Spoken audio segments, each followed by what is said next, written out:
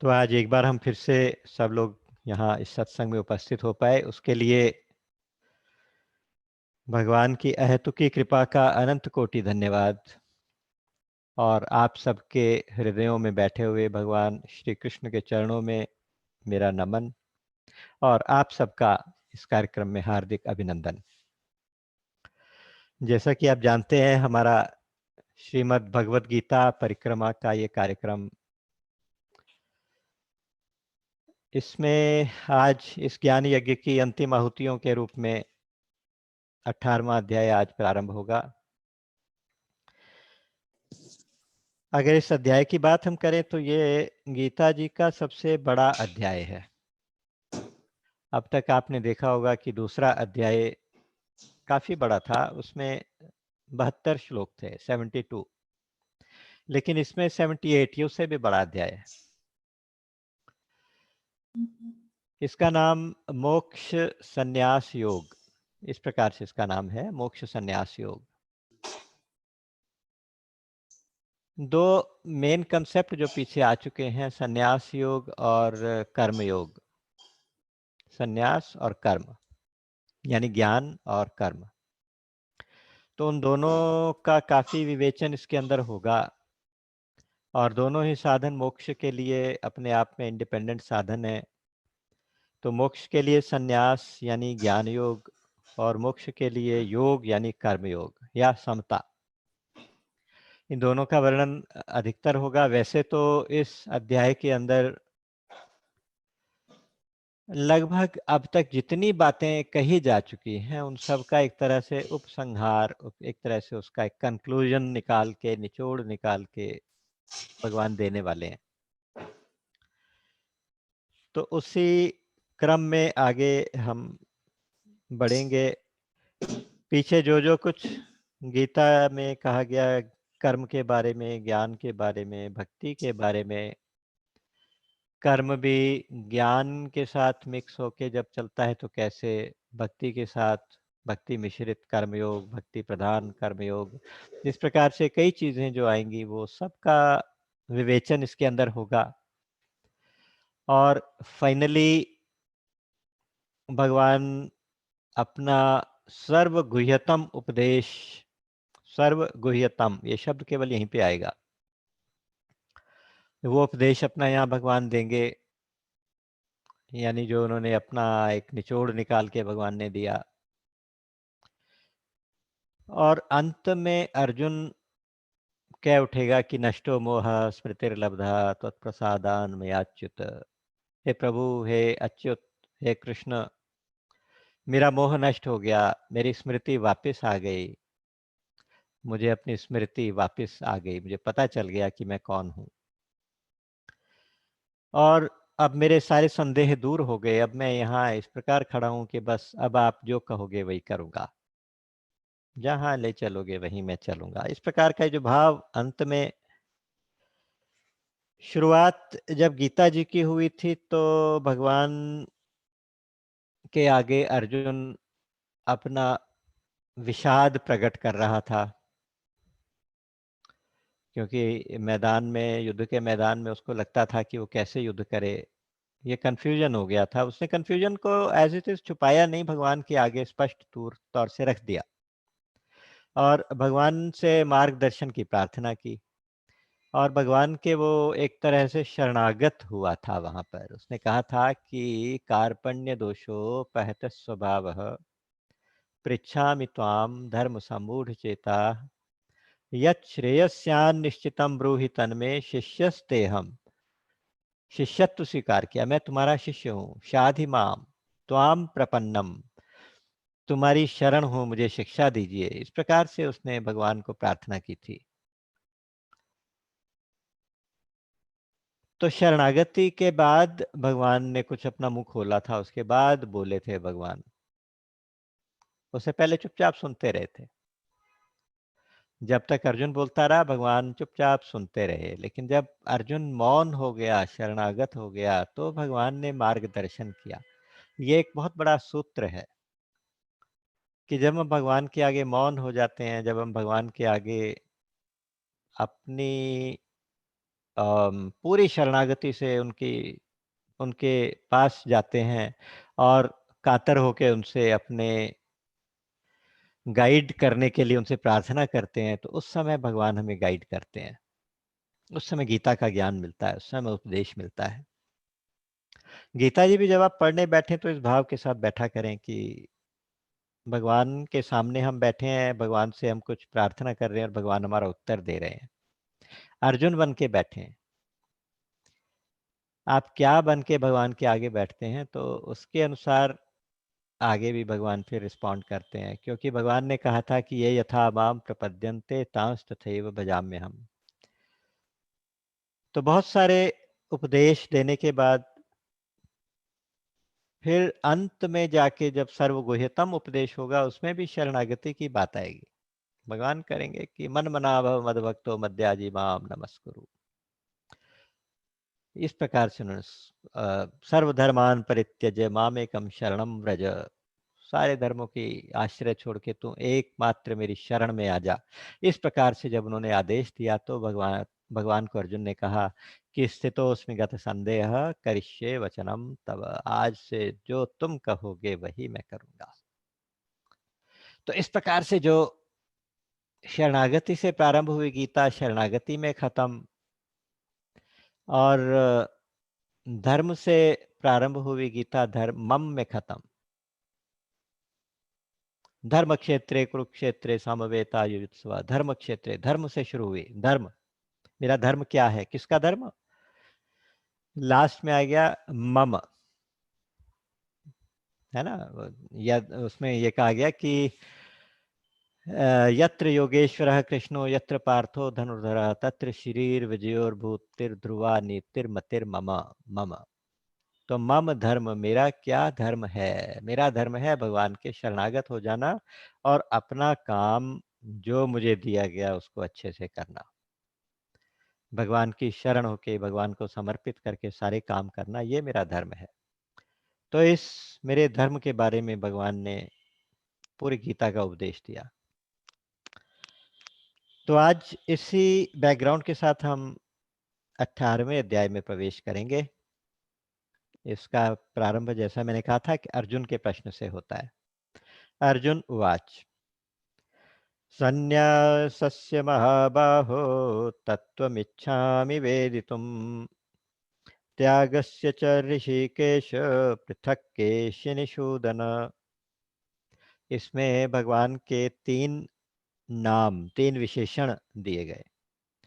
हे महाबाहो, हे ऋषिकेश। ऋषिकेश का मतलब होता है अंतर्यामी। महाबाहो का मतलब होता है सर्वसमर्थ, जिसकी बहुत बड़ी भुजाएं हो, जिससे जो बहुत सर्वसमर्थ हो, शक्तिशाली हो। और केशी निषूदन, केशी नाम के राक्षस का भगवान ने उद्धार किया था, तो उनका नाम केशी निषूदन, केशी को मारने वाले। केशी यहाँ पे संशय के रूप में आया है, केशी यहाँ पे हमारे मोह के रूप में आया हुआ है। तो उस मोह रूपी केशी को मारने वाले भगवान कृष्ण। तो उनसे कहा गया कि हे महाबाहो, हे ऋषिकेश, हे केशी निषूदन, संन्यासस्य और त्यागस्य, संन्यास और त्याग का तत्वम वेदितुम इच्छामि, तत्व जानना चाहता हूं। तो संन्यास और त्याग, ये 2 बातों का तत्व जानना चाहते हैं। पहले भी पूछ चुके हैं इस प्रकार की बात, है ना। दूसरे अध्याय के बाद तीसरे अध्याय में कहा था कि आप क्या मिली-जुली बातें कर रहे हैं, मुझे कुछ समझ में नहीं आ रहा, आप मुझे क्लियर कट बताइए। 5वें अध्याय में भी दोबारा आपने कल्याण के लिए पूछा था, जो निश्चय किया हुआ एक साधन है वो मुझे बताइए, और कर्म और ज्ञान में कौन श्रेष्ठ है, इस प्रकार के प्रश्न वो पूछ चुके हैं।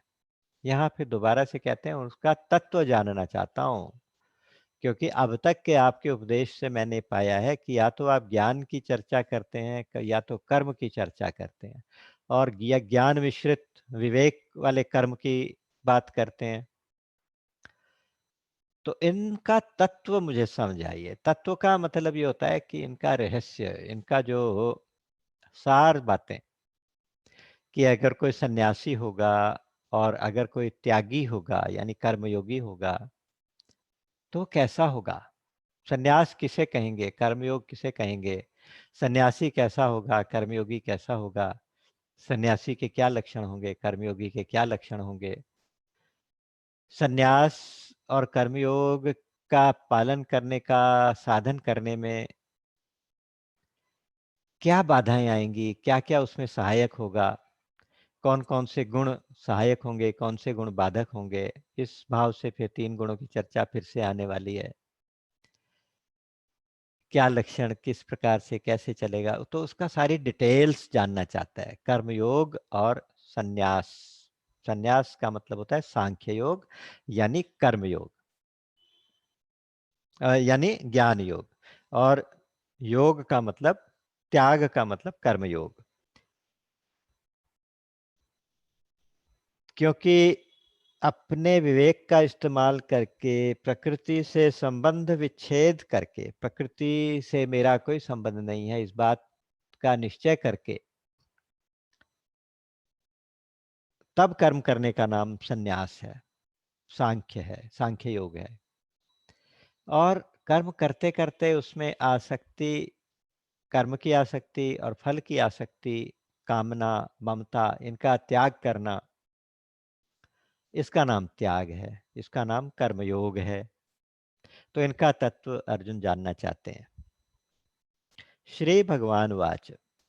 अब भगवान बोले हैं काम्यानां कर्मणां न्यासं सन्यासं कवयो विदुः सर्वकर्मफलत्यागं प्राहुस्त्यागं विचक्षणाः त्याज्यं दोषवदित्येके कर्म प्राहुर्मनीषिणः यज्ञदानतपः कर्म न त्याज्यमिति चापरे।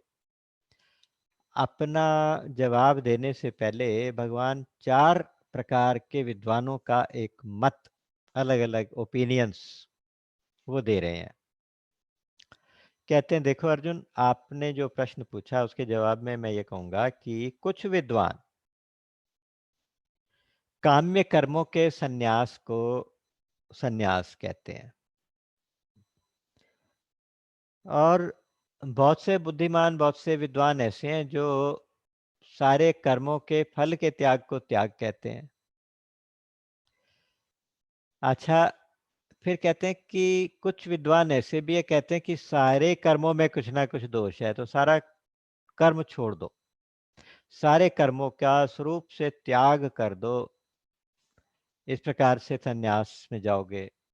लेकिन जो कुछ और लोग हैं वो कहते हैं कि नहीं नहीं नहीं, यज्ञ, दान और तप तो खैर कभी भी मत छोड़ो, क्योंकि इनसे तो जो मनीषी लोग हैं उनका अंतःकरण क्लीन होता है, शुद्धि होती है, उनके अंतःकरण को शुद्ध करते हैं ये यज्ञ, दान और तप, इनको नहीं छोड़ना चाहिए। तो इस प्रकार के 4 विद्वानों का तप हो, 4 विद्वानों का ओपिनियन हो गया। एक ने कहा कि काम्यानाम कर्मणाम न्यासम सन्यासम कवयो विदुः। काम्य कर्मों के त्याग का नाम सन्यास है। तो अब काम्य कर्म किसे कहेंगे, है ना? जो हमारे शास्त्रों के अनुसार 4 प्रकार के, मुख्य रूप से 4 प्रकार के कर्म कहे जाते हैं। एक होते हैं नित्य कर्म, एक होते हैं नैमित्तिक कर्म, दूसरे होते हैं काम्य कर्म, तीसरे काम्य कर्म, और एक होते हैं प्रायश्चित कर्म, और पांचवें होते हैं आवश्यक कर्तव्य कर्म। जो नित्य कर्म है, नित्य कर्म तो वो होते हैं जो सुबह उठ के सबको करने ही चाहिए। नित्य, नित्य मतलब डेली, सुबह उठ के नित्य कर्म करना है। नित्य कर्म का मतलब है सुबह उठ के आपने भगवान को नमन करना, अपना हस्त दर्शन करते हुए, कर दर्शन करते हुए पृथ्वी को छू के भगवान का नाम लेते हुए पलंग से उतरना, नहाना धोना, शौच इत्यादि करना, उठ के फिर संध्या वंदन करना, पूजा करना, और उसके बाद अपना खाना वाना, और उसके बाद काम पे निकलना। तो ये मॉर्निंग के नित्य कर्म है, ये नित्य कर्म तो करने ही चाहिए। फिर कुछ ऐसे होते हैं जो काम्य कर्म होते हैं, काम्य कर्म वो होते हैं जो जिसमें आपकी कोई ना कोई कामना रहती है कि हमने किसी खास पर्पज से कोई काम किया, कोई कामना मन में लेके काम किया कि मैं ऐसा कार्य करूं उससे मुझे ये हो जाए, ये चीज मिल जाए, ये काम्य कर्म हो गया। तो काम्य कर्म के साथ करने के साथ प्रकृति से संबंध जुड़ता है और थोड़ा सा फिर हम आसक्ति में, दुख में, सुख में उसमें बंधने लगते हैं। तो इसलिए किसी ने कहा कि सब काम्य कर्मों को छोड़ दो, नित्य कर्म करो, नैमित्तिक करो, ये करो, बाकी सब करो, लेकिन काम्य कर्म मत करो। तो उसका मतलब संन्यास, यानी कामना से रहित होके कर्म, संन्यास। एक होते हैं प्रायश्चित, नैमित्तिक कर्म होते हैं। नैमित्तिक कर्म का मतलब होता है कि जो किसी निमित्त, किसी पर्टिकुलर डे में किए जाते हैं। जैसे आज एकादशी है, एकादशी का व्रत रखेंगे, एकादशी पे दान देंगे, एकादशी में गीता का पाठ करेंगे, एकादशी में क्या क्या करना चाहिए वो उसके फिक्स चीजें होती हैं। उसी तरह से ग्रहण हो गया, ग्रहण का काल आ गया, ग्रहण, सूर्य ग्रहण हो गया, उसमें आप क्या क्या करोगे, किस प्रकार से दान दोगे, क्या स्नान करोगे। अच्छा, फिर स्थान के हिसाब से भी होते हैं नैमित्तिक। जैसे हरिद्वार में जाएंगे तो क्या करेंगे, वृंदावन जाएंगे तो क्या करेंगे, बरसाना जाएंगे तो क्या करेंगे। तो वो वहाँ के नैमित्तिक कर्म हैं, स्थान के अनुसार, समय के अनुसार, डे के त्योहार के अनुसार, किसी पर्टिकुलर त्योहार में कौन से देवी देवता की पूजा करेंगे, क्या करेंगे। तो वो सब नैमित्तिक कर्म है, निमित्त से एक किसी खास पर्पस पे। कुछ प्रायश्चित कर्म हैं, जैसे कुछ, कोई अनजाने में पाप हो गया, अनजाने में किसी की हत्या हो गई, किसी का कुछ हो गया, है ना। बहुत हमारे से दिन भर में 5 तरह के पाप होते हैं, आपको मालूम है। उसके लिए पंच यज्ञ कहे जाते हैं। तो उनके लिए फिर कुछ पर्टिकुलर अपराधों के लिए पर्टिकुलर अनुष्ठान बताए गए कि उसमें आप ये करो, ऐसा व्रत रखो, उसमें ऐसा दान करो, उसमें ये चीज करो। तो वो प्रायश्चित कर्म कहलाते हैं। कर्मों की फिलॉसफी बहुत बड़ी है। फिर कुछ कहते हैं कि साहब एक होते हैं आवश्यक कर्तव्य कर्म होते हैं। आवश्यक कर्तव्य कर्म का मतलब ये हो गया कि जो हम जिस ड्यूटी में हैं, हम जिस रोल में आज हैं, उस रोल के अनुसार हमें जीविका के लिए कुछ बिजनेस करना है, कुछ प्रोफेशन में लगना है, कुछ और काम, नौकरी करनी है, इस प्रकार के जो काम करने हैं, वो आवश्यक कर्तव्य कर्म है, जिनसे हम हमारा जीवन, हमारी जीवन यात्रा चलती रहे। तो उस प्रकार के कर्म। तो यहाँ पे किसी ने कहा कि बस काम्य कर्म जो है ना, उनमें दोष आ जाता है कामना का, तो काम्य कर्म छोड़ दो। किसी ने कहा क्यों, दोष तो सभी कर्मों में आ सकता है, तो सभी कर्म ना छोड़ दो। एक किसी ने ओपिनियन दी कि विद्वान, ऐसा भी मत उन दिनों चलता होगा, अभी भी होता है। तो कहते हैं कि सब सारे कर्म दोष में हैं, तो सारे कर्म का स्वरूप से त्याग करके, टोटैलिटी में त्याग करके आप संन्यास ले लो, उसको संन्यास कहेंगे। एक तीसरी ओपिनियन बताई थी कि सर्व कर्म फल त्याग, सारे कर्मों के फल का त्याग कर दो। कोई भी कर्म आप करते हो तो उसके फल का त्याग करते जाओ, तो ये कर्मयोग हो गया, ये त्याग हो गया। अच्छा, फल का त्याग तो कैसे करें। आप कोई कर्म किया तो फल तो उसका जरूर हो जाएगा, है ना। आपने बीज डाला तो खेती हो जाएगी। आप कोई भी काम करेंगे तो उसका रिस्पॉन्स तो कुछ ना कुछ तो प्रकृति देगी ना। तो कर्म के फल का त्याग तो हम कर नहीं सकते। अब ये शरीर भी मिला हुआ है, शरीर भी किसी कर्म का फल है। कर्मों के फल शरीर है। कर्म, बाकी जितनी दुनिया में जितनी भी वस्तुएं हैं, सब किसी ना किसी कर्म का फल है। तो इस सबका त्याग तो नहीं हो सकता। तो इसका क्या मतलब हुआ, कर्म फल त्याग का मतलब ये हुआ कि कर्मों के फल में आसक्ति ना करें, अटैचमेंट ना करें, एक्सपेक्टेशंस को कम करें। उसका नाम है कर्मयोग।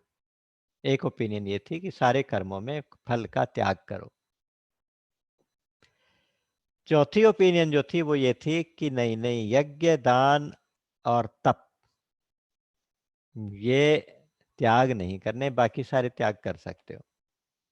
यज्ञ करते रहो, दान करते रहो, तप करते रहो। हमने पीछे देखा था कि हम हमारा जो इंटरैक्शन है सृष्टि के साथ, प्रकृति के साथ है और शरीर के साथ है, समाज के साथ है। तो प्रकृति के लिए तो हमें यज्ञ करना पड़ेगा। यज्ञात् भवति पर्जन्यः, यज्ञः कर्म समुद्भवः, पर्जन्यादन्न संभवः। यज्ञ से पर्जन्य, पर्जन्य से अन्न, अन्न से मनुष्य, मनुष्य से कर्म, कर्म से फिर कर्म में भगवान। तो इस प्रकार से एक साइकिल बताई थी कि ये एक साइकिल है जिसको आपने तोड़ना नहीं है। नहीं तोड़ने का मतलब ये है कि आपने सृष्टि के इस चक्र को चलाए रखने के लिए, प्रकृति के चक्र को चलाए रखने के लिए यज्ञ करना है। अगर हम हवन के रूप में यज्ञ को समझें, लेकिन दूसरे भाव से भी अगर यज्ञ को आप समझें तो भी प्रकृति के लिए वो करना बहुत जरूरी है। कैसे? यज्ञ का मतलब था कि परोपकार की कामना से, दूसरे का भला हो जाए इस भाव से, और समर्पण की भावना से अपने वर्ण, आश्रम और परिस्थिति के अनुसार किया गया स्वधर्म का आचरण, अपने विहित कर्म का जो आचरण है उसको हम धर्म कहते हैं और उसी को हम यज्ञ कहते हैं। तो यज्ञ है, अपनी आहुति आप जहां हैं, अपनी आहुति, अपने कर्मों की आहुति उसमें देनी है, अपना कंट्रीब्यूशन उसमें देना है। आहुति मीन्स कंट्रीब्यूशन। इस बहुत बड़े सृष्टि के यज्ञ में हमें अपना कंट्रीब्यूशन देना है। तो उस भाव से भी यज्ञ करना जरूरी है। और समाज के लिए हमारी जो जिम्मेदारी है वो है दान, दान भी देना है, यज्ञ दान और तप। दान तो मनुष्य के लिए भगवान प्रजापति ब्रह्मा जी ने जब सृष्टि बनाई थी तो उसके बाद सभी लोग ब्रह्मा जी के पास मिलके गए, देवता भी गए, असुर भी गए, मनुष्य भी गए और ब्रह्मा जी से कहा कि हमें उपदेश दीजिए। तो ब्रह्मा जी ने कहा द। देवता गए तो उनको कहा द, फिर असुरों से कहा द और मनुष्यों से कहा द। एक अक्षर का उपदेश था। फिर उन्होंने पूछा कि तुम्हें समझ में आई? तो देवताओं ने कहा जी हमें समझ में ये आई कि आपने कहा है कि देवताओं का स्वभाव और देवताओं का जो माहौल है वो बहुत ज्यादा भोग विलास वाला है, इंद्रियों के सुखों में, इंद्रियों के भोगों में हमेशा रत रहने वाला। तो आप ये कहना चाहते हैं कि हमें दमन, इंद्रियों का दमन सीखना चाहिए। द मतलब दमन, दम। तो बोले भगवान, तो प्रजापति भगवान बोले कि हाँ बिल्कुल ठीक, मैंने यही कहा था। फिर असुरों से पूछा, दानवों से, उन्होंने कहा कि हाँ, हमारा स्वभाव हिंसा का होता है, तो इसलिए आपने हमें ये कहा होगा कि तुम दया का भाव अपने अंदर लाओ। हमारे लिए उपदेश था दया, द से दया। और मनुष्यों ने कहा कि आपने हमारे लिए उपदेश दिया दान। तो मनुष्य के लिए प्रजापति का उपदेश है दान। धर्म के 4 चरण होते हैं, जैसे हमने पीछे देखा था, पिछले अध्याय में भी एक चर्चा हुई थी। उसमें क्या था? प्रगट चारि पद धर्म के, कलिमहु एक प्रधान, येन केन विधि दीने दान करै कल्याण। कलयुग के कलयुग को एक वृषभ के रूप में, बैल के रूप में माना गया। उनके सत्यम, दया, तपो, दानम, ये 4 पद कहे जाते हैं, सत्य, दया, तप और दान। तो इनमें से एक एक कम होता चला जाता है। सतयुग में चारों पैर सलामत रहते हैं, फिर एक एक पैर कम होते होते कलयुग में बस कहते हैं कि सब कुछ चला गया, एक दान वाला पैर रह गया, उसी के ऊपर धर्म टिका रहता है। तो दान, दान करें, यज्ञ, दान और तप। तप का मतलब यह है कि आप जो अपनी ड्यूटी करें, उस ड्यूटी में जो भी डिफिकल्टीज आए उन सबको हंसते हंसते सहन करें, तो सहनशीलता, उसका नाम है तप। ये बहुत बड़ा तप है। और पीछे तप की चर्चा पीछे भी कई बार हो चुकी है, पिछले अध्याय में मन का तप, वाणी का तप, शरीर का तप, वो सारे तप थे। तो इस प्रकार से यज्ञ, दान और तप नहीं छोड़ने, ये तीनों तो मनुष्यों को भी पवित्र करते हैं। तो इसलिए भगवान ने वो चारों ओपिनियंस बताई। अब क्या कहते हैं, निश्चयम शृणु मे तत्र त्यागे भरत सत्तम, त्यागो हि पुरुष व्याघ्र त्रिविधः संप्रकीर्तितः। निश्चयम शृणु मे तत्र, इस विषय में अब तो मेरा निश्चय सुन। मैं जो कहता हूं, मेरी जो ओपिनियन है उसका निश्चय ये है, हे पुरुष श्रेष्ठ, हे अर्जुन, भरतवंशियों में श्रेष्ठ, हे नर श्रेष्ठ, नर व्याघ्र, त्रिविधा संप्रकीर्तिता, ये त्याग जो है ना तीन प्रकार का होता है, क्योंकि मनुष्य जो है तीन प्रकृति के तीन गुणों से घिरा रहता है ना, तो उसकी सारी चीजें भी तीन तीन गुणों से प्रभावित होती हैं। भगवान को ये जो विषय है ना तीन गुणों वाला, आपने देखा होगा 14वें अध्याय के बाद इसको किसी ना किसी रूप में कहते आए हैं। तो ये विषय शायद भगवान को बहुत इम्पोर्टेंट लगा होगा, इसलिए उन्होंने हम सबके लिए कहा कि त्याग भी तीन प्रकार का होता है। लेकिन मेरा ओपिनियन क्या है, यज्ञ दान तपः कर्म न त्याज्यम कार्यमेव तत्, यज्ञो दानम तपश्चैव पावनानि मनीषिणाम। यज्ञ, दान और तप, इन कर्मों का त्याग कभी नहीं करना चाहिए, ना त्याज्यम, त्याग नहीं करना चाहिए, और कार्यम एव, करना ही चाहिए। इन तीनों को तो करना ही चाहिए, क्योंकि यज्ञ, दान और तप ये तीनों मनीषियों को पवित्र करने वाले हैं। मनीषी का मतलब होता है विचारशील लोग, जो समझदार लोग, विचारशील लोग हैं। वो अपनी कोई भी कामना न रख के दूसरे के हित के लिए कर्म करते हैं। तो इसलिए उनको भी पवित्र करने वाला ये तीन तीन तरह की क्रियाएं उनको भी, मनुष्यों को भी पवित्र करने वाली हैं। फिर कहते कहते उन्होंने एक चीज और जोड़ दी, उन्होंने कहा कि केवल यज्ञदान तप ठीक है, ये वाली ओपिनियन से मैं सहमत हूँ, जिसने कहा कि यज्ञदान तप नहीं छोड़ने चाहिए, तो ठीक है, नहीं छोड़ने चाहिए, करने ही चाहिए, क्योंकि ये पवित्र करते हैं। लेकिन साथ ही साथ और कोई भी कर्म नहीं छोड़ने चाहिए, उन कर्म को करने का तरीका बदलना चाहिए। वो कैसे, एतान्यपि तु कर्माणि संगम त्यक्त्वा फलानि च कर्तव्यानीति मे पार्थ निश्चितं मतमुत्तमम्। ये मेरा निश्चित उत्तम मत है, ये निश्चय किया हुआ एक सर्वश्रेष्ठ मत ये है, एतानि अपि तु कर्माणि, इन तीनों के अलावा भी बाकी जितने कर्म हैं वो विहित कर्मों की बात भगवान करते हैं, निषिद्ध कर्मों की नहीं करते, है ना। आप देखिए, निषिद्ध कर्म और विहित कर्म दो तरह के कर्म हैं। निषिद्ध तो वो होते हैं फॉरबिडन, निषिद्ध का मतलब होता है जो शास्त्र जिनको करने से मना करता है। चोरी नहीं करनी चाहिए, हिंसा नहीं करनी चाहिए, इस तरह पाप कर्म नहीं करने चाहिए। तो जो नहीं करने चाहिए वाले कर्म है उनको तो छोड़ ही दीजिए, उनकी बात चर्चा भगवान नहीं करते। विहित कर्मों में से हमारे जो निश्चित शास्त्र सम्मत कर्म हैं, शास्त्रों में प्रिस्क्राइब किए हुए कर्म हैं, उन सबको भी तुमने करना है।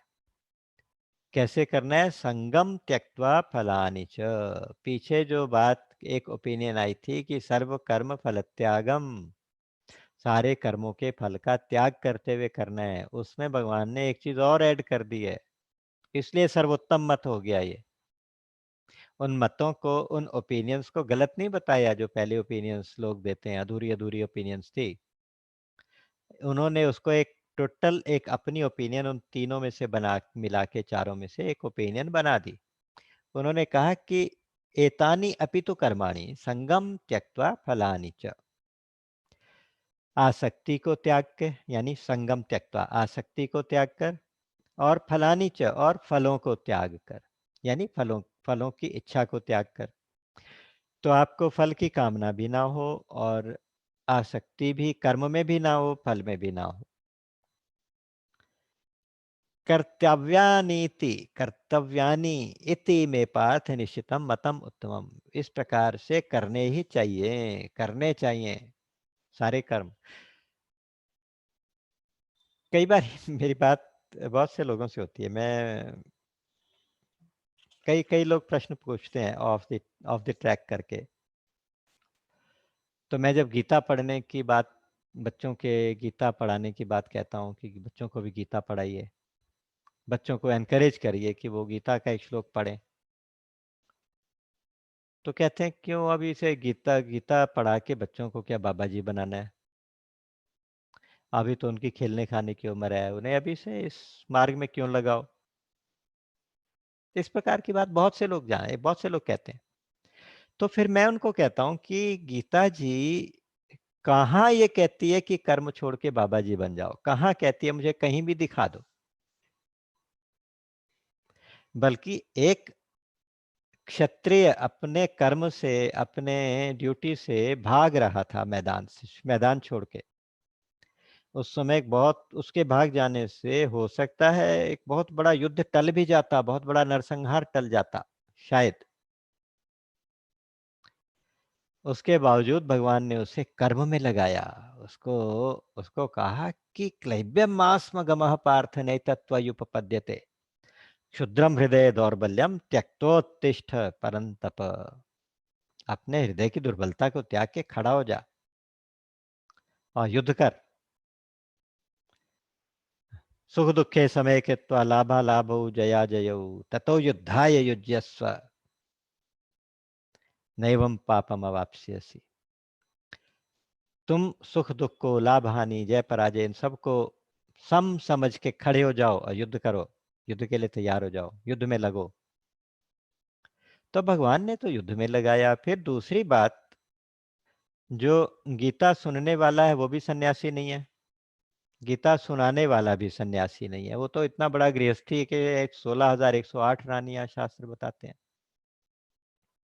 इतना बड़ा गृहस्थी और इतना बड़ा विरक्त, इतना बड़ा योगेश्वर। तो गीता पढ़ने से हम बाबा जी बन जाएंगे, गीता पढ़ने से हम सन्यासी बन जाएंगे, ऐसा तो नहीं है, ऐसा तो हो ही नहीं सकता। गीता तो कर्म में लगाएगी, और कर्म में भी अच्छी प्रकार से लगाएगी। कर्म को करने की टेक्निक ही तो बता रही है गीता, और क्या बता रही है?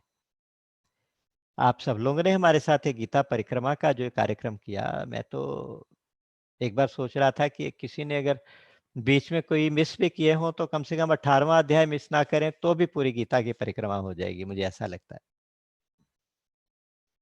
क्योंकि इसमें मेरे मन में कोई ऐसा कोई फिक्स आइडिया नहीं है कि ये एक लेक्चर में या 2 लेक्चर में पूरी होनी चाहिए ना।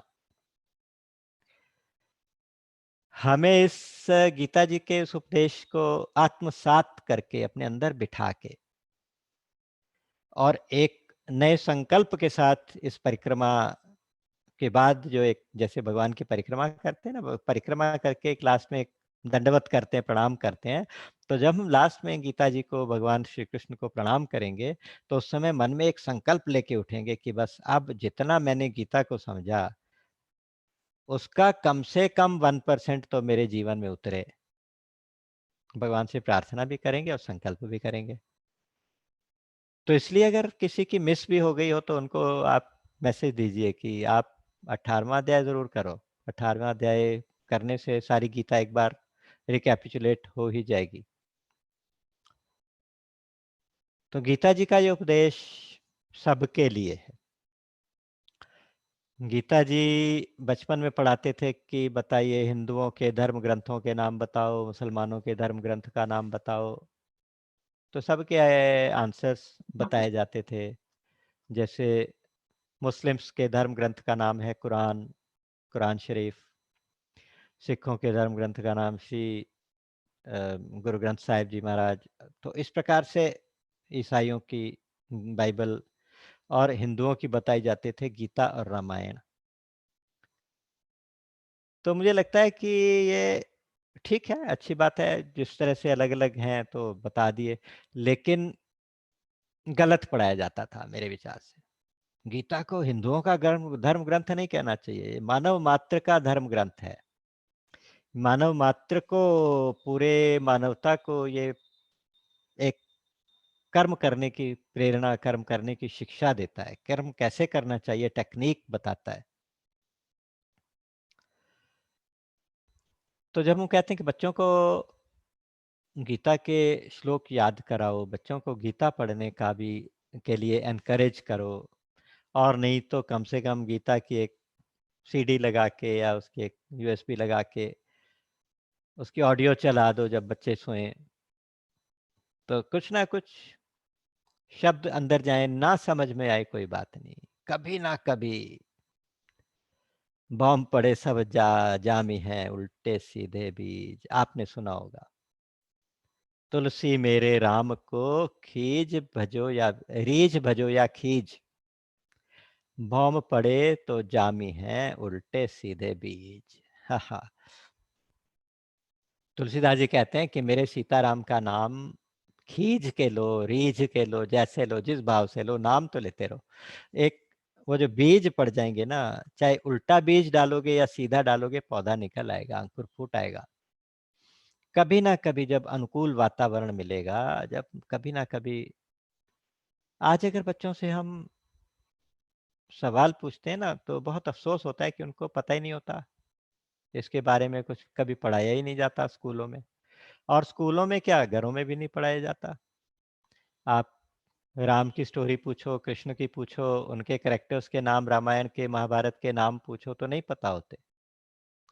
6-7 साल के बच्चों को बाकी सारी बातें पता होती हैं, फिल्म स्टार्स के बर्थडे भी याद होते हैं, लेकिन ये नहीं पता होता कि रामनवमी पे राम जी का बर्थडे होता है, कि कृष्ण जन्माष्टमी पे कृष्ण का होता है, कुछ नहीं पता होता। ऐसे हमारी संस्कृति इसी तरह से, तो ये हमें उनको संस्कार देके ना पॉलिश करना होता है, बच्चों को पॉलिश करना होता है। और फिर जब बूढ़े हो जाएँगे उसके बाद पढ़ के भी क्या करेंगे? उसके जब बूढ़े ही हो जाएँगे, सारे संस्कार ही नहीं होंगे, बैकग्राउंड ही नहीं होगी, उस टाइम गीता जी समझ में भी नहीं आएगी। उस टाइम तो पढ़ने बैठेंगे तो नींद आएगी, पढ़ने बैठेंगे तो मन दूसरे 100 जगहों पे भागेगा।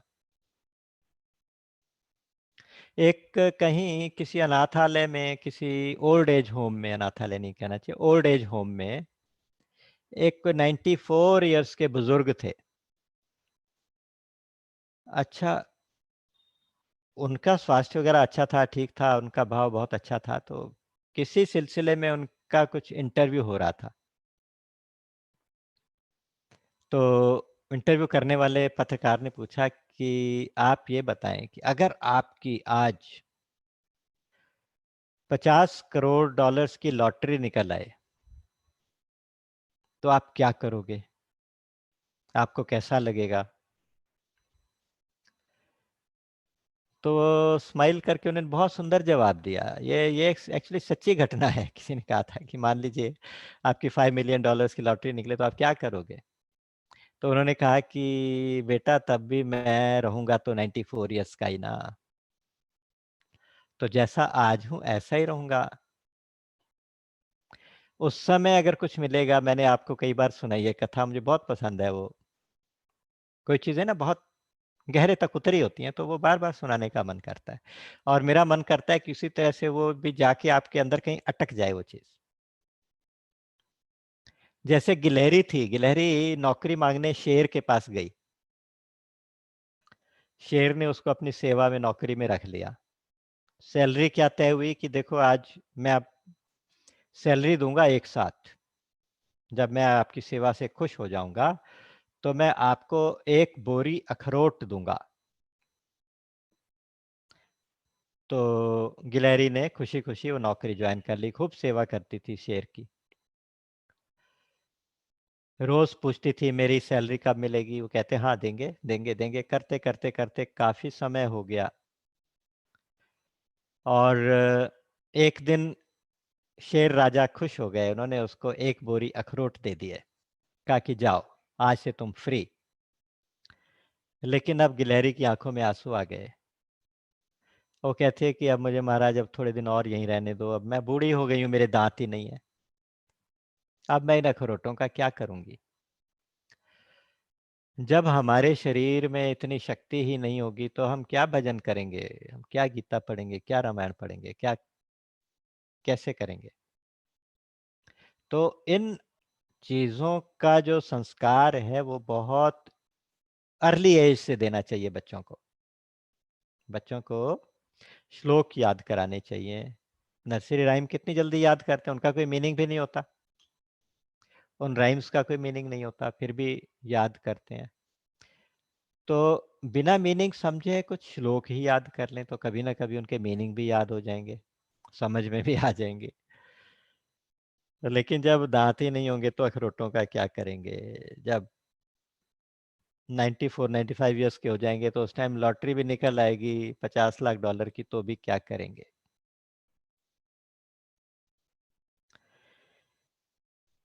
तो यहाँ कहाँ से चर्चा शुरू हुई थी, इन्होंने कहा कि भगवान ने अपना एक मत, अपनी एक ओपिनियन बताई कि देखो तुम्हें यज्ञ दान तप तीनों कर्म करने हैं, इनका त्याग नहीं करना। और यही क्यों, बाकी सारी ड्यूटीज करनी है आपकी, जो आपके वर्ण के अनुसार, आपके आश्रम के अनुसार, आपकी परिस्थितियों के अनुसार, आपके जो प्रिस्क्राइब्ड कर्म है, मतलब ब्राह्मण क्षत्रिय वैश्य शूद्र, ये 4 वर्ण होते हैं ना, इनके अनुसार सबकी ड्यूटीज बटी हुई हैं। वो उनकी चर्चा भी 18वें अध्याय में आने वाली है। और आश्रम के अनुसार भी आपकी ड्यूटीज बटी हुई है कि आप ब्रह्मचारी हैं, गृहस्थ हैं, वानप्रस्थ हैं कि सन्यासी हैं। कोई किसी की ड्यूटी है, कोई किसी की ड्यूटी है। एक दूसरे की ड्यूटीज में नहीं घुसना। तो वर्ण के अनुसार, आश्रम के अनुसार, परिस्थितियों के भी अनुसार, कई बारी परिस्थितियां भी आपको कर्तव्य आपका बदल देती हैं। तो इस प्रकार से जो भी ड्यूटीज आपकी असाइंड हैं आज की परिस्थिति में, आज मैं एक पिता हूँ, एक पति हूँ, एक पुत्र हूँ, तो एज ए सन मेरी जो ड्यूटीज हैं, एज ए हस्बैंड जो ड्यूटीज हैं, एज ए फादर जो मेरी ड्यूटीज हैं, वो सारी ड्यूटीज भी करनी है। लेकिन उन ड्यूटीज में से एक्सपेक्टेशन छोड़ देनी है। ये ध्यान रखना, ये गीता का एक मेन थीम है, आप ये समझ लीजिए। एक्सपेक्ट नहीं करना। एज ए फादर मेरी ड्यूटी है अपने बच्चे को मैं बताऊं कि तुम ये करो, लेकिन उसके बाद ये एक्सपेक्ट ना करूं कि मैं जैसा चाहूंगा ये ऐसा ही चलेगा। मैं अपनी ड्यूटी पूरी करूंगा, लेकिन ये एक्सपेक्ट नहीं करूंगा कि सारी दुनिया मेरे ही अनुसार चलेगी। मैं कोई यूनिवर्स का जनरल मैनेजर नहीं हूं, ये याद रखना चाहिए। तो एक्सपेक्टेशन के बिना आपने अपनी ड्यूटी पूरी कर देनी है। और संगम त्यक्त्वा फलानि च, आसक्ति भी छोड़ देनी है, फल की इच्छा भी। यानी फल की इच्छा तो वही एक्सपेक्टेशन हो गई। और संगम त्यक्त्वा, आसक्ति भी नहीं, अटैचमेंट भी नहीं। अटैचमेंट का मतलब उसके साथ आप बंध गए, मैंने जो कहा ऐसे हुआ कि नहीं हुआ, उससे मैं सुखी हो गया, मैं दुखी हो गया। ये आसक्ति की पहचान है। अगर मेरी मर्जी से दुनिया चलने लगी, अगर मेरी मर्जी से मेरा परिवार चलने लगा तो मैं बहुत खुश, नहीं चलने लगा तो मैं दुखी। यानी मैंने अपनी खुशी का रिमोट कंट्रोल दूसरों को दे दिया, तो इसका मतलब मेरे अंदर आसक्ति ने प्रवेश किया हुआ है। आसक्ति की ये पहचान है कि आप अपनी खुशी के लिए, अपने दुख के लिए दूसरे पे डिपेंडेंट, जबकि अपनी खुशी अपने अंदर है। ये सब लोग कहते हैं हैप्पीनेस आपके अंदर है। तो संगम और फलानी, इनका त्याग करके, आसक्ति और फल का त्याग करके, फल की कामना का त्याग करके, कर्तव्यानि इति में मतम, करने ही चाहिए, ये मेरा निश्चित किया हुआ, निश्चितम मतम, उत्तमम, उत्तम मत है, सर्वोत्तम मत है।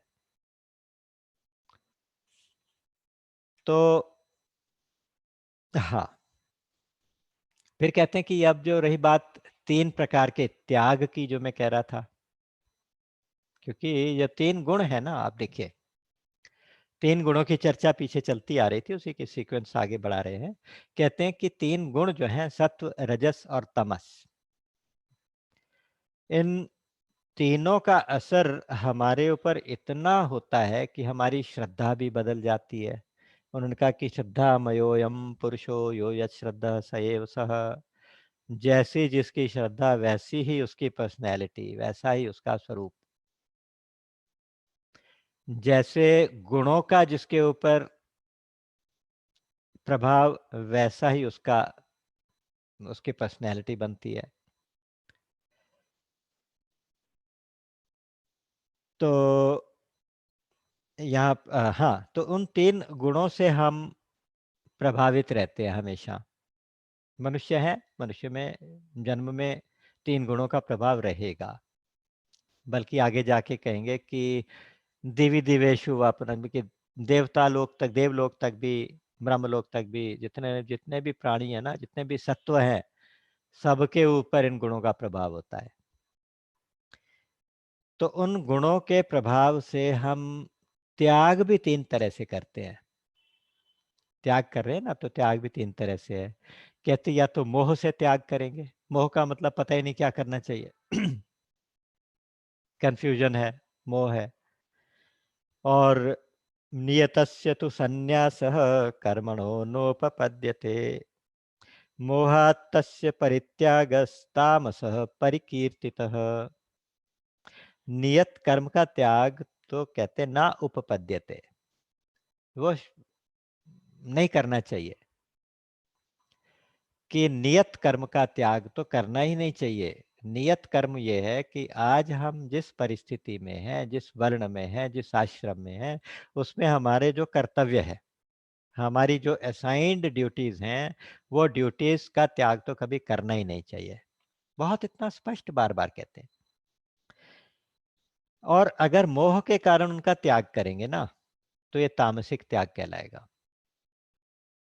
अगर आपको पता ही नहीं चल रहा कि क्या करना चाहिए, नहीं करना चाहिए, आपने कभी सत्संग नहीं किया, आपने कभी गीता नहीं पढ़ी, आपको पता ही नहीं है कि हमें त्याग करना है, किस चीज़ का करना है, तो उस तरह से अगर आप त्याग कर देते हैं, नियत कर्म का, अपनी असाइन ड्यूटी का त्याग करते हैं, तो ये तामसिक त्याग है।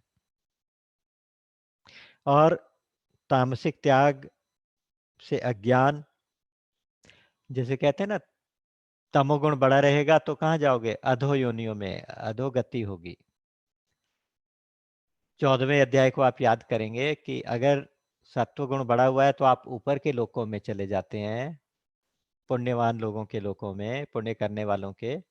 और अगर रजोगुण बढ़ा हुआ है तो आप मनुष्य लोक में रह जाते हैं, अगर तमोगुण बढ़ा हुआ है तो नीच योनियों में चले जाते हैं। तो उसका ये फल है, तमोगुण अगर अपने ऊपर आपने तमोगुण को ओवर पार करने दिया और अपनी ड्यूटियां छोड़ दी, क्योंकि तमोगुण में क्या आएगा? प्रमाद आएगी, आलस्य आएगी, निद्रा आएगी। प्रमाद का मतलब होता है कि जो करना चाहिए वो नहीं कर रहे, जो नहीं करना चाहिए वो कर रहे हैं। आलस्य का मतलब ये रहता है कि कर लेंगे, चलो कर लेंगे, कर लेंगे।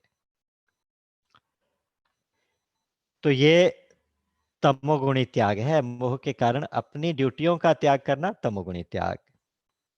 फिर कहते हैं कि दुख मित्येव यत्कर्म काय क्लेश भयात् त्यजेत्, सकृत्वा राजसं त्यागं नैव त्याग फलं लभेत्। दुखम इति एव यत् कर्म, यत् कर्म, ये जो भी कर्म है ना, सारा दुख वाला है, दुखमय है। ये दुख ही तो है, जितने कर्म हैं इनसे दुख ही हो रहा है। और कौन सुबह 4 बजे 3 बजे उठ के माला पकड़ के बैठे? इतनी सर्दी में कैसे उठ के सुबह स्नान किया जाए, कैसे उठ के भगवान के नाम लेने के लिए बाहर निकला जाए? अपने कंफर्टेबल बिस्तर, अपने कंफर्ट लेवल के बाहर नहीं आना चाहते। जो अपने कंफर्ट लेवल से बाहर आके साधना नहीं करना चाहते, काय क्लेश भयात, काया के क्लेश से, कि शरीर को कष्ट होगा, शरीर को कष्ट नहीं देना, इस भाव से जो त्याग किया जाता है ना, वो राजसिक त्याग है।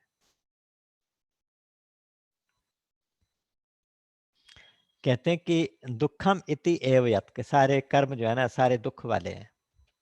क्या करना है इतने शरीर को तकलीफ देके। इस भाव से जो आपने त्याग कर दिया और उस भाव से अगर आप संन्यास लेके बैठेंगे तो आपको उस त्याग का फल नहीं मिलेगा। त्याग का फल क्या? त्यागात शांतिरनंतरम, 12वां अध्याय याद करिए। त्याग से शांति। कब? अनंतरम, तुरंत शांति। इधर त्याग किया, इधर शांति मिली। तो ये होता है त्याग का फल। त्याग का फल भगवत प्राप्ति। त्याग से भगवत प्राप्ति होती है।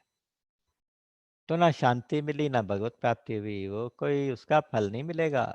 क्योंकि आपने शरीर के, क्योंकि जैसे ही आपने शरीर के आराम की बात की, शरीर को आराम पहुंचाने का मतलब आप रजोगुण में आ गए। रजोगुण में आ गए तो फिर आपको उसका फल, त्याग का फल नहीं मिलेगा। क्योंकि त्याग जो कहलाएगा ना वो केवल सात्विक त्याग ही त्याग कहलाएगा। यहाँ वही बात मैं दोबारा से रिपीट कर रहा हूँ आज, कि जहाँ जहाँ सात्विक, राजसिक और तामसिक ये 3 कैटेगरी भगवान बताएंगे, तो उसका मतलब ये होगा कि आप सात्विक को तो डेवलप करो, सात्विक को पकड़ो, राजसिक और तामसिक को छोड़ दो। यानी राजसिक और तामसिक तो त्याग करने के लिए बता रहे हैं और सात्विक को ग्रहण करने के लिए बता रहे हैं। त्याग का फल शांति जो नहीं मिला, क्या मिला फिर? रजसस्तु फलम दुखम, दुख मिला। रजोगुण का फल दुख। 14वां अध्याय फिर से याद करिए। रजोगुण का फल था दुख। तो शरीर के आराम का भाव आ गया तो रजोगुण हो गया। तो इसलिए कहा गया कि इसका फल शांति नहीं मिलती, त्याग का फल, रजोगुण का फल दुख तो मिल जाएगा। अब सत्वगुणी त्याग की बात करेंगे। इस त्याग को भगवान असली त्याग कहते हैं। कार्यमित्येव यत्कर्म नियतं क्रियते अर्जुन, संगम त्यक्त्वा फलं चैव स त्यागः सात्विको मतः। कार्यम इति एव यत् कर्म, जो भी कर्म है उनको करना ही चाहिए। जो भी मेरे नियत कर्म है, विहित कर्म है, मेरे लिए जो असाइंड कर्म है, वो मुझे करने ही चाहिए। जो यत कर्म नियतम, यत नियतम कर्म, जो मेरे नियत कर्म है, जो मेरे निश्चित किए हुए, मेरे लिए निश्चित किए हुए कर्म है, वो मुझे करने ही चाहिए। कार्यम, कार्यम का मतलब करना चाहिए। कैसे करना चाहिए? संगम त्यक्त्वा फलम चैव, ये पहले भी बता चुके हैं। संग, संग का त्याग करके और फल का त्याग करके, यानी फल की कामना ना हो और कर्म में और फल में आसक्ति भी ना हो, अटैचमेंट भी ना हो। अटैचमेंट की बात अभी मैंने बताई थी, आसक्ति कैसे पहचानी जाए। और ये भी याद रखिए कि जो आसक्ति है वो जा सकती है। ऐसा नहीं है कि आसक्ति छूट नहीं सकती। बहुत लोग बताते हैं कि आसक्ति तो, आसक्ति तो छूटने वाली नहीं होती, लेकिन अगर छोड़ने की बात नहीं होती, छोड़ने लायक नहीं होती तो भगवान कहते ही नहीं। भगवान बार बार ऑर्डर देते हैं आसक्ति त्यागो, आसक्ति त्यागो, तो इसका मतलब जो आसक्ति है वो जा सकती है। तो ये ध्यान रखना चाहिए। तो संगम त्यक्त्वा फलम चैव सत्यागः सात्विको मतः, वो मेरा ये मत है कि वो सात्विक त्याग है। और सात्विक त्याग आपने करना है, राजसिक और तामसिक नहीं करना। अब एक साधक ने पूछा कि ये महाराज ये क्या बात हुई? यहाँ तो त्याग की बात हो रही है, ये को त्याग हुआ है तो करना हुआ, त्याग थोड़ी हुआ। त्याग की टाइप्स बता रहे थे आप, कर्म की बात बताने लगे। तो भगवान ने कहा कि कर्मों का सर्व रूप से पूरी तरह से त्याग संभव नहीं है। तो इसलिए कर्म तो करने हैं, लेकिन कर्मों में जो फल और आसक्ति का त्याग है वही त्याग है। त्याग, बाहरी त्याग को त्याग नहीं कहेंगे, आंतरिक त्याग को त्याग कहेंगे। और इंटरेस्टिंग चीज है कि त्याग की जब आ, और गहराई से त्याग को सोचेंगे तो अल्टीमेटली मैंने त्याग किया, इस भावना का भी त्याग करना है। मैं बहुत बड़ा त्यागी हो गया हूं, ये भावना का भी त्याग करना है। मैं बहुत बड़ा कर्मयोगी हूँ, मुझे फलों में कोई आसक्ति नहीं है, मुझे कोई कामना नहीं है, मुझे कर्म में भी कोई आसक्ति नहीं है, कोई अटैचमेंट नहीं है। जो ये भावना है, इस भावना का भी त्याग करना पड़ेगा, क्योंकि त्याग जो नाम है, वो आंतरिक त्याग का आंतरिक भाव है। ये त्याग एक आंतरिक भाव है। त्याग बाहरी त्याग त्याग नहीं है। चाहे वो शरीर के तकलीफ की वजह से त्याग किया हो या मोह की वजह से किया हो, तो उस त्याग को भगवान त्याग नहीं मानते। त्याग मानते हैं सात्विक त्याग को। एक चीज और इंपॉर्टेंट याद रखने वाली ये है कि जब हम कर्तव्य मात्र समझ के जो कुछ भी कर्म करते हैं, केवल कर्तव्य समझ के जो कर्म करते हैं, कार्यम इति एव, कार्य ही करना ही चाहिए बस, ये मेरा कर्तव्य है। जैसे कर्तव्य है तो उसमें कर्तापन खत्म हो जाता है। करना ही है तो उसमें क्या सोचना है कि मैंने किया, ये तो करना ही था। तो मैंने कोई बहुत बड़ा किसी के ऊपर एहसान किया या बहुत बड़े कुछ काम करके दिखाया, ऐसी कोई बात ही नहीं। तो ऐसा सोच के आप ये समझिए कि आप संसार से संबंध विच्छेद करें, कर्म के साथ आपका संबंध विच्छेद हो रहा है। तो जो संसारिक नियत कर्म हैं, उनमें तो आपको संबंध विच्छेद करना है, तोड़ना है। लेकिन जो भगवान के साथ भगवान का भजन है, उपासना है, भक्ति है, उसमें भगवान के साथ संबंध जोड़ना है। संसार का काम करते करते संसार से संबंध विच्छेद करना है, और भगवान का काम करते करते, भगवान की उपासना करते करते भगवान के साथ संबंध को जोड़ना है। भगवान की पूजा जब हम करें, पाठ करें, आरती करें, भगवान को सुबह उठ के स्नान करा रहे हैं, आरती कर रहे हैं, भोग लगा रहे हैं, पूजा प्रार्थना कर रहे हैं, तो ये जितने भी क्रियाएं आप कर रहे हैं, ये कर्तव्य है, करना ही है। उसको मैकेनिकली कर दिया, उनसे संबंध नहीं जुड़ता। मैकेनिकली नहीं करना, उन क्रियाओं को तो आपने बहुत प्रेम से करना है, बहुत भाव के साथ करना है। वहाँ भाव इंपॉर्टेंट है। वहाँ भगवान के साथ एक प्रेम का संबंध जुड़ना चाहिए। स्वामी जी कहा करते थे ये वाली बात, कि भक्ति में तो आपने भगवान के साथ संबंध जोड़ना है, और जैसे जैसे भगवान से संबंध जुड़ेगा, तो धीरे धीरे संसार का संबंध पीछे रहता चला जाएगा। तो और संसार के साथ संबंध छूटना है, छोड़ना है। तो इस प्रकार से कैसे कर्म करना है, उसी टेक्निक को और थोड़ा सा डिटेल बता रहे हैं, क्योंकि तत्व जानना है आज हमने ज्ञान और कर्म का। न द्वेष्ट्य कुशलम कर्म कुशले नानुषज्यते, त्यागी सत्व समाविष्टो मेधावी छिन्न संशयः। न द्वेष्टि अकुशलम कर्म, कुशलम न अनुषज्यते। यहाँ दो शब्द हैं, कुशल कर्म और अकुशल कर्म। कुशल कर्म कौन सा होगा? जिसमें समता आ जाएगी, वो कुशल कर्म होगा। फिर याद करिए दूसरा अध्याय, योग है कर्मसु कौशलम। कर्मों में कुशलता क्या है? कर्मों में कुशलता है योगम। योगः, योगः मतलब समता, समत्व की भावना आ गई कर्म करते करते, तो वो हो गया कुशल कर्म। दूसरे भाव से भी आप समझ लें कि जो भी शास्त्र विहित, शास्त्र सम्मत हमारे नियत कर्म हैं, जो शुभ कर्म हैं, जितने पुण्य कर्म हैं, वो सारे कुशल कर्म हैं। और अकुशल कर्म इसके उल्टा, विपरीत, यानी जितने भी निषिद्ध कर्म हैं, पाप कर्म हैं, गलत आचरण है, वो सारे अकुशल कर्म हैं। अच्छा, सांसारिक रूप से अगर हम सोचें तो हम किसी भी चीज को छोड़ते हैं या ग्रहण करते हैं तो क्यों करते हैं? ऐसे करते हैं कि ये चीज अच्छी है, इसे ग्रहण करना चाहिए, ये चीज खराब है, इसे छोड़ना चाहिए। मन के अंदर पहले हम अच्छा और बुरा, ये एक फीलिंग ले आते हैं। इस फीलिंग के आने के बाद राग और द्वेष मन के अंदर आ जाते हैं। राग के कारण जो संबंध बना उससे तो हम उसको ग्रहण कर लेते हैं, द्वेष के कारण जो संबंध बना उससे हम उसको छोड़ देते हैं। यहाँ भगवान बिल्कुल इस टेक्निक को चेंज करने की बात कर रहे हैं। कह रहे हैं देखो राग और द्वेष आ गए तो फिर रजोगुण में फंस जाओगे, क्योंकि राग द्वेष उन्होंने कहा था ये परिपंथी हैं, परिपंथियों से बचो, इन इन लूटने वाले परिपंथियों से बचो, है ना, पीछे तीसरे अध्याय में कहा गया था। इंद्रियस्येन्द्रियस्यार्थे राग द्वेषौ व्यवस्थितौ तयोर्नवशमागच्छेतौ यस्य परिपंथिनौ।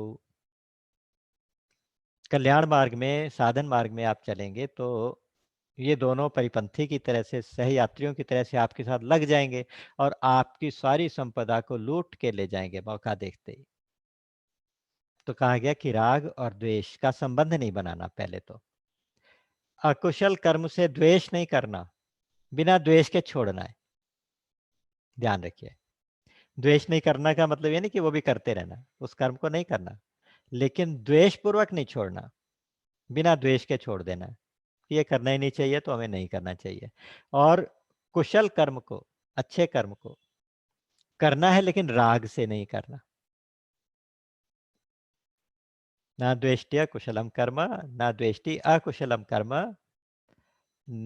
कुशलम न अनुसज्जते, कुशल में अनुसक्त नहीं होता, आसक्त नहीं होता, अनुरक्त नहीं होता, आसक्त नहीं होता। तो कुशल कर्म को करना है लेकिन बिना राग से, अकुशल कर्म को छोड़ना है बिना द्वेष के। त्यागी सत्व समाविष्टो मेधावी छिन्न संशय, इतने सारे विशेषण, ऐसे साधक के लिए इतने सारे विशेषण हैं। तो ऐसा त्यागी सत्व समाविष्ट होता है। सत्व समाविष्ट का मतलब अपने स्वरूप में स्थित होता है, सत्व में या सत्व गुण में समाविष्ट होता है, ये भी आप कह सकते हैं। यानी सत्व गुण में समाविष्ट, बैठा हुआ, समाविष्ट यानी उसके अंदर छाया, समाया हुआ। और त्यागी मेधावी, मेधावी का मतलब बहुत बुद्धिमान। याम मेधाम देवगणः पितरश्चोपासते तया मामद्य मेधयाग्नि मेधाविनम कुरु। वो मेधा, वो मेधा मांगते हैं भगवान से, जिस मेधा से, याम मेधाम देवगणः पितरश्चोपासते, जिस मेधा की उपासना देवता और पितरगण करते हैं, वो मेधा की शक्ति, वो मेधा आप हमें दें। तो ऐसी बुद्धि जो भगवान की पूजा में लगाए उसको कहेंगे मेधा। ऐसा तो ऐसा व्यक्ति होगा मेधावी। छिन्न संशय, उसके सारे डाउट्स दूर हो गए, संशय छिन्न भिन्न हो गए। तो इस प्रकार का ये त्यागी होता है। हाँ, यहाँ पे भगवान ने फिर अपनी बात दोबारा से क्लियर कर दी है। जैसे तीसरे अध्याय में कहा था, नियतम कुरु कर्मत्वम कर्म ज्यायो ह्य कर्मणः शरीर यात्रा पिचते न प्रसिद्धेद कर्मणा। शरीर यात्रा भी सिद्ध नहीं होती बिना कर्म किए। कर्म के बिना तो नहीं कश्चित क्षणमपि जातु तिष्ठत्य कर्मकृत, एक क्षण भी आप कर्म किए बिना रह नहीं सकते, ये भी कहा गया। यहाँ वही बात यहाँ पे कही है कि कर्मों का स्वरूप से त्याग, कर्मों का कंप्लीट त्याग कभी संभव ही नहीं है देहधारी के लिए, मनुष्य के लिए। न देहभृता शक्यम त्यक्तुम कर्माणि अशेषतः, कर्मों को अशेषता छोड़ने के लिए कोई भी देहधारी समर्थ नहीं है। कितनी अच्छी बात कही। कोई भी मनुष्य सभी कर्मों को, अशेषता मतलब शेष कुछ ना रहे, ऐसे टोटलिटी में छोड़ नहीं सकता। इतनी सामर्थ्य किसी मनुष्य में नहीं होती, सारे कर्म छोड़ दे। क्योंकि सब कुछ छोड़ के बिल्कुल आंख बंद करके बैठ जाएगा तो भी अंदर कोई ना कोई कर्म चल रहा होगा, क्योंकि शरीर से, मन से, वाणी से कर्म होते हैं। मन से भी कर्म होता है, वाणी से भी कर्म होता है, शरीर से भी कर्म होता है। अच्छा, वाणी आप कहोगे हमने वाणी को मौन दे दिया, लेकिन अंदर की वाणी तो परापश्यंती वाणी, वो तो चलती रहती हैं, उनसे आप कुछ ना कुछ बोलते रहते हैं। या मन में कोई ना कोई संकल्प विकल्प करते रहते हैं, तो मन से कोई क्रिया होती रहती है। और कुछ इनवॉलंटरी क्रियाएं हैं जो हमारे कंट्रोल में वो होती रहती हैं, जैसे हमारा दिल धड़कता रहता है, पेट में खाना पचता रहता है, थॉट्स आते रहते हैं, जाते रहते हैं, सांस आती जाती रहती है। तो सभी कर्मों का अशेषता से त्याग किसी भी देहधारी के लिए संभव नहीं है। न ही देहभृता शक्यम त्यक्तुम कर्माण्यशेषतः। तो इसीलिए भगवान कहते हैं, तभी तो मैं कहता हूं कि यस्तु कर्म फल त्यागी सत्यागी त्यभिधीयते।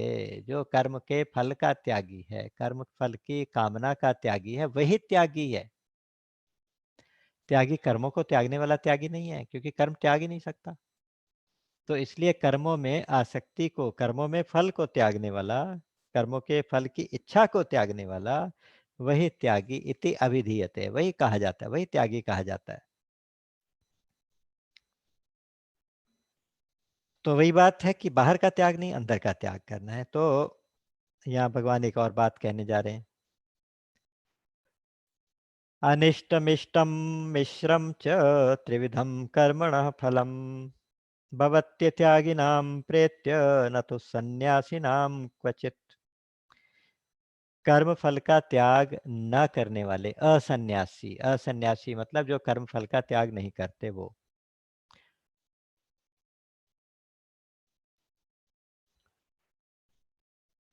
और नहीं, एक तो सन्यासी है, एक अत्यागी है। अत्यागी मतलब कर्म फल का त्याग ना करने वाले। वो त्यागी नहीं है ना जो कर्म फल का त्याग नहीं कर रहे। ऐसे मनुष्यों को कर्मों का 3 प्रकार का फल मिलता है। इष्टम, अनिष्टम और मिश्रम। अनिष्ट का मतलब होता है कि जो हमने नहीं चाहा, क्योंकि कर्म करेंगे तो कभी ऐसा फल मिलेगा जो हम चाह रहे थे, कुछ ऐसा मिलेगा जो नहीं चाह रहे थे, जो हमारे लिए अच्छा नहीं था। और कोई मिश्रित मिलेगा कि थोड़ा-सा उसमें जो हमने चाहा वो हुआ, लेकिन साथ में कोई और दुःख भी साथ में आ गया, तो वो मिश्रित हो गया। तो अच्छा, बुरा और मिश्रित, ये 3 प्रकार का जो कर्म फल है, वो अत्यागियों को, भवति अत्यागिनाम प्रेत्य, प्रेत्य मतलब मरने के बाद, उनको मिलता है। मरने के बाद भी होता है, लेकिन कर्म फल का त्याग करने वालों को कहीं भी नहीं होता। यानी सन्यासियों के लिए ये नहीं होता। सन्यासी को इन्होंने यहाँ पे कर्मयोगी, कर्म फल का त्याग करने वाला कहा। एक तरह से इस श्लोक में भगवान ने सन्यासी और कर्मयोगी को एक बना दिया। छठे अध्याय को याद करेंगे, पहला श्लोक। अनाश्रितः कर्मफलम, अनाश्रितः कर्मफलम संगम त्यक्त्वा करोति यः। आश्रितः, अनाश्रित कर्मफलम, कर्म फल का आश्रय ना लेते हुए जो कर्म करता है, तो वो कहते हैं कि वही सन्यासी है, वही योगी है। स सन्यासी च योगी च। यानी सन्यासी और योगी में कोई फर्क नहीं है। यहाँ भी जहाँ योगी शब्द प्रयोग करना था, वह जानबूझ के सन्यासी कहा। ऐसे सन्यासी को, यानी ऐसे कर्म फल का त्याग करने वाले योगी को ना तो अच्छा फल मिलता है, ना बुरा फल मिलता है, ना मिश्रित मिलता है, तीनों फल नहीं मिलते। तो यहाँ प्रेत्य शब्द क्यों कहा? कि क्या ये सारे कर्म फल मरने के बाद ही मिलते हैं? आम तौर से तो यही देखा गया कि आम तौर से तो हम जो कहते हैं कि हमें जो मिल रहा है वो पुराने जन्मों का कोई कर्म फल है। इस प्रकार से हम अपना प्रारब्ध लेके आए, उन प्रारब्धों के अनुसार हमें कुछ परिस्थितियाँ बनी, उन परिस्थितियों से सुख और दुःख की फीलिंग हुई, अच्छा और बुरा हुआ। तो इस प्रकार से जो फल हैं ये पुराने जन्मों के हैं। लेकिन एक जगह और भी कहा गया, उन्होंने कहा कि कई बार जब बहुत उत्कट कर्म होते हैं, अत्युत्कट पुण्य पापस्य इहैव फलम अश्नुते। अति उत्कट, बहुत ही जो इंटेंस कर्म होते हैं ना, उनका इहैव, इसी शरीर में, इसी लोक में फल मिल जाता है, फल भोगना पड़ता है। ऐसा हमारे शास्त्र कहते हैं। उसमें आगे लिखा, त्रिभिर्वर्षै त्रिभिर्मासै त्रिभिर्पक्षै त्रिभिर्दिनै। या तो 3 साल के अंदर, या तो 3 महीने के अंदर, या तो 3 पक्ष, 3 जो 15-15 दिन के 3 पक्ष होते हैं, 3 पक्ष के अंदर, या तो 3 दिनों के अंदर। कहने का मतलब है कि ऐसा नहीं है कि हमेशा प्रेत्य ही होगा हमारा, जो मरने के बाद ही कर्मफल मिलेगा, कर्मफल अभी भी मिल सकता है। तो कर्म की गति बहुत गहन है। लेकिन ये याद रखना है कि अगर हमने कर्मफल की इच्छा का त्याग कर दिया, अगर हम कर्म में आसक्ति का त्याग कर दिया, फल में आसक्ति नहीं है, मैं और मेरा का भाव बिल्कुल नहीं है कि मैंने किया, जब हम अपने कर्तृत्वाभिमान से परे हो जाएंगे कि मैंने किया, ये भाव मन से निकाल देंगे, तो हमें ना तो उसका अच्छा फल मिलेगा, ना बुरा मिलेगा, ना ही वो मिश्रित मिलेगा। क्योंकि अब जो कर्म किया वो ऐसा हो जाएगा जैसे आपने एक बीज लेके उसको भून दिया, भून के उसको या उबाल दिया, उसको आपने पृथ्वी में डाल दिया, तो भुना हुआ बीज पृथ्वी में पड़ेगा तो वो अंकुरित नहीं होगा।